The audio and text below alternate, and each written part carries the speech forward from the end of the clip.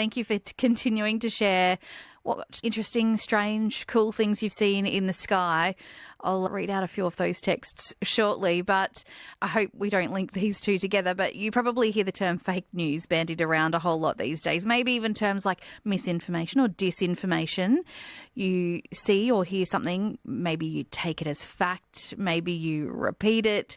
But what about when you've taken something to be fact and then it's proven wrong? How do you go with that? Thinking, maybe you can think of a conversation that we were having on this program just last week about how non-credentialed influencers have been spruiking their apps and books that can cure cancer, which are actually not true at all, but still some of that messaging sits with people.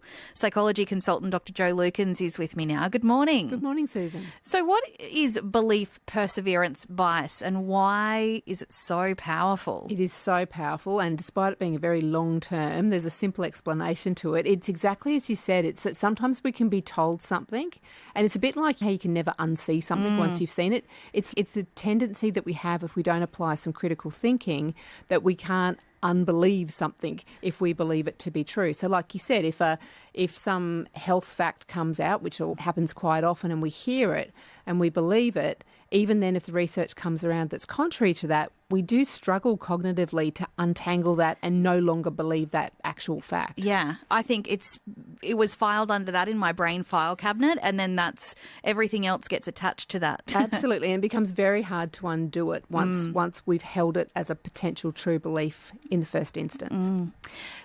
Have you got some examples of where this is? I believe that perhaps a famous cartoon character, perhaps. Yes. So there's a very fascinating story about Popeye from 1870. And if people think about Popeye and the cartoon, for those that remember it, you might remember that Popeye was associated with one particular food group. Yes. And it turns out that if Popeye was actually really keen to get a very high iron content, he would have been better off with kidney beans than spinach, because the developers actually misread the science when they were reading in that particular area. Was slightly out by a decimal point, but as we know in scientific terms, a decimal point is times 10. The association that Popeye had with spinach is, and I'm not a dietitian, but my understanding from my research is that it's certainly a source of iron for us, but the notion that it's high in iron is perhaps not the case. But even now people are hearing that, and some might be hearing that for the first time going, thanks Dr. Jo, you just ruined another one for us. But that's generations of people that have believed that, and I still hear people say that. And I even mentioned the example of wellness influencers and talking about how clean eating can cure cancer, which is not at all true based on science, but it's been planted there in people's minds in some cases. It has, and with good reason too. Like that's something I would really want that to be true. So it makes complete sense why we might hold on to that. We look for hope, and the challenge is in the fast-paced world that we have is that when information gets dropped to us in very small bites, we take it on, we believe it, right down to the incident of last year with the I don't know if you remember the black kitchen utensils. There was I didn't get too caught up in I that, didn't either. But there was lots of people that threw out all their black kitchen utensils because they were linked. It was something to do with a study around bamboo, I believe, and chemical charcoal additives. But again, it was a misreading of the science, and so then it's come back disproving that.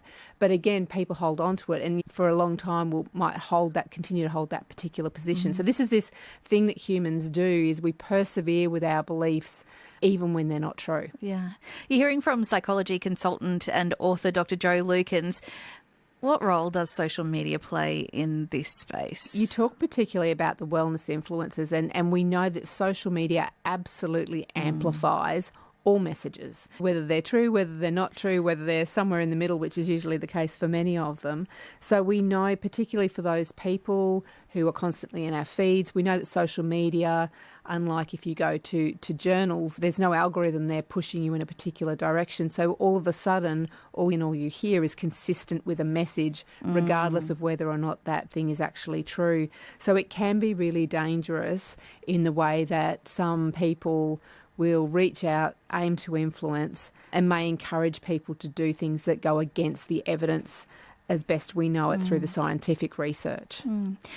So a lot of this sounds like it's our responsibility to better think about and to assess if the information we're getting is real and accurate.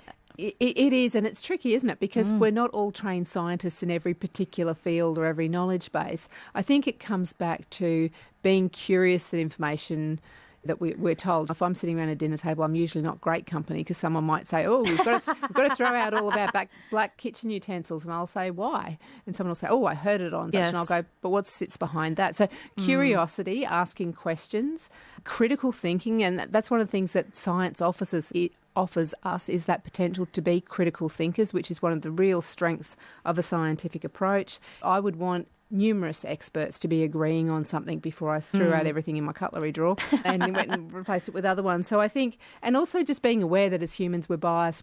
If we're only taking in little snippets of information, then we may need to dig more deeply, particularly if it's something as important as our health or our well-being. Yeah.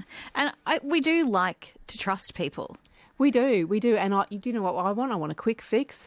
Yes. I want it to be easy, and I'll pay for that. And so that's a normal thing that humans do. And looking at a pretty glossy Instagram post that's 2 slides and 3 maybe dot points is much easier than looking at journal articles, which are often absolutely. pages and pages. Yeah, often the bright and very shiny. technical, yes. Yeah, that's right. So all of that is completely understandable. But what I would say is if it's something as important as your health, then explore it with professionals who help you in that they've curated the research and they've looked at it and they've explored it and been in discussions.